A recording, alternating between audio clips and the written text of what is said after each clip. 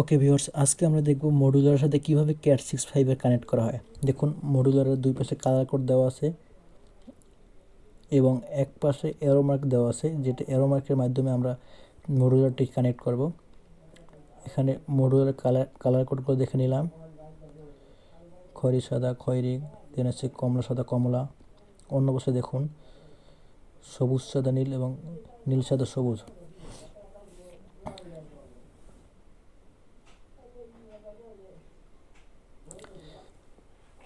আমরা Cat6 এর ভিতরে আমার যে মডুলারটি আছে মডুলারটি ঢুকে দিলাম, দেন কালার কোড অনুসারে বসাবো। আমি আমার Cat6 এর যে কোডগুলো আছে, যে 8টি কালার আছে, কালারের ফাইবারগুলো একটু টান দিয়ে সোজা করে নিলাম যাতে কানেক্টরটা ঠিকমতো লাগে। যাই হোক, আমি আমার মডুলারটি ঢুকাইলাম।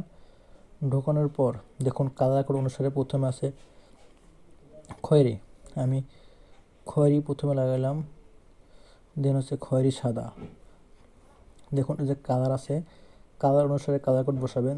তারপর হচ্ছে কমলা সাদা কমলা কমলা। এক পাশে কালার কোড হওয়ার পর একটু ভিতরে চাপ দিয়ে দেবেন, দেন অন্য পাশে একটু ঘুরিয়ে নেবেন। ঘুরিয়ে নেওয়ার পর তখন অন্য পাশে মাঝে দেওয়া আছে সবুজ। প্রথমে সবুজ নিলাম,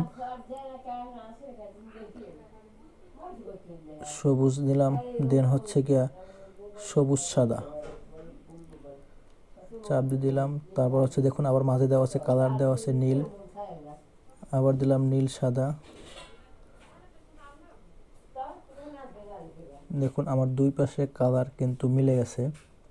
এখন চাপ দিয়ে দিলাম, চাপ দেওয়ার পর আমার যে মডুলারের বক্স আছে, বক্সের সাথে আমি মডুলারটি লাগাবো। এই অ্যারো মার্ক দেওয়া আছে, এই অ্যারো মার্কের সাথে মিলিয়ে মডুলারটি আমি অ্যারো মার্কের সাথে মিলিয়ে চাপ দেব। দেন হচ্ছে গিয়ে একটু জোরে চাপ দেওয়ার পর দেখুন মিলে গেছে।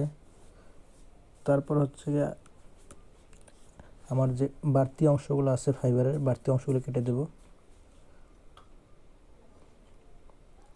বাড়তি অংশগুলো কেটে দেওয়ার পর মডুলারের যে বক্সটি আছে খাপটি আটকিয়ে দেব, একটু চাপ দিয়ে দুটি আটকিয়ে দেব।